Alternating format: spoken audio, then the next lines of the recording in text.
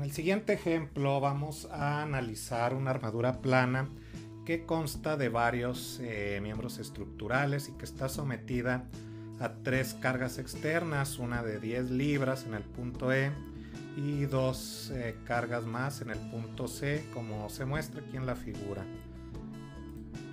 Así que pues primero debemos comenzar con este diagrama de cuerpo libre donde se especifica cuáles son los apoyos o las reacciones más bien en los apoyos para esta armadura.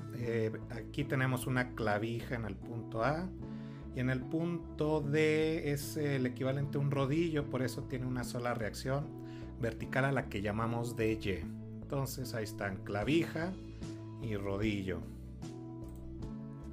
En base a esto pues hay que utilizar las ecuaciones de equilibrio para un cuerpo rígido en 2 dimensiones.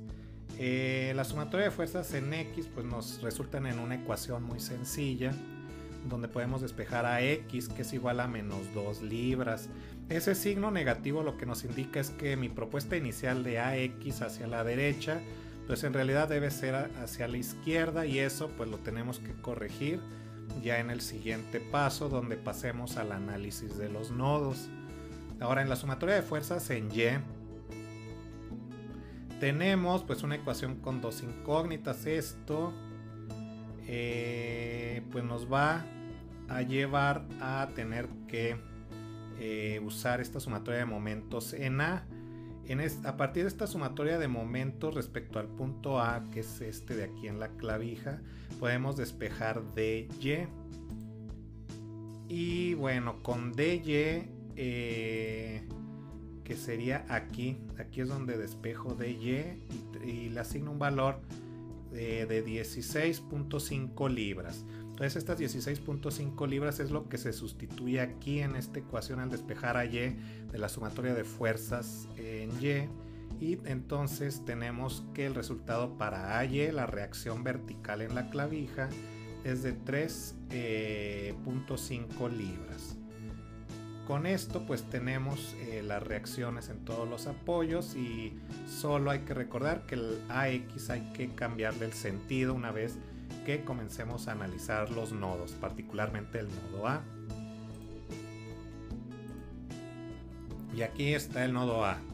Vamos a comenzar por ahí. Entonces ahí están, esas son las fuerzas que vamos a utilizar.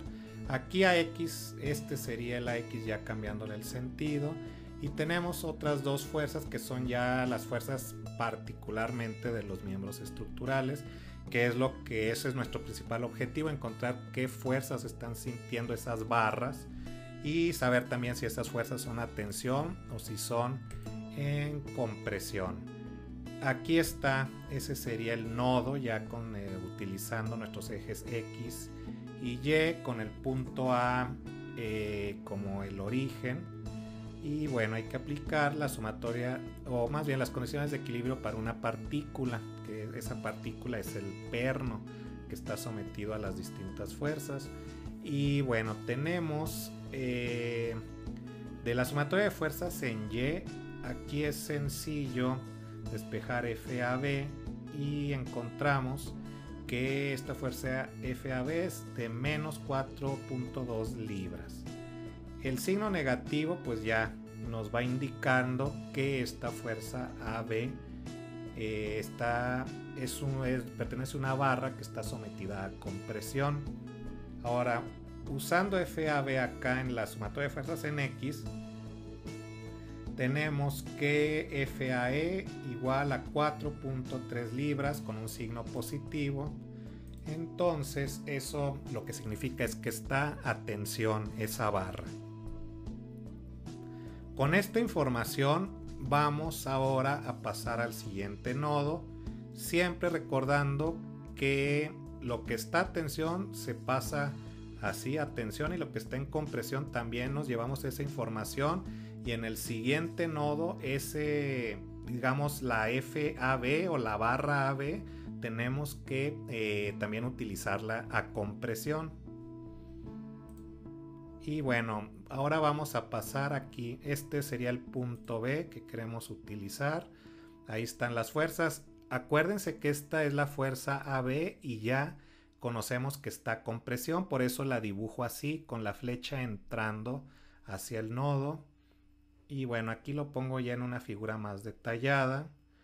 Y igualmente hay que aplicar las ecuaciones de equilibrio. Como conocemos FAB, lo podemos sustituir, por ejemplo, aquí en la sumatoria de fuerzas en Y. Y vamos a encontrar de manera bastante sencilla que la fuerza BE, que es esta fuerza vertical que sale del nodo B, tiene una magnitud de 3.5 libras, es positiva, entonces está a tensión.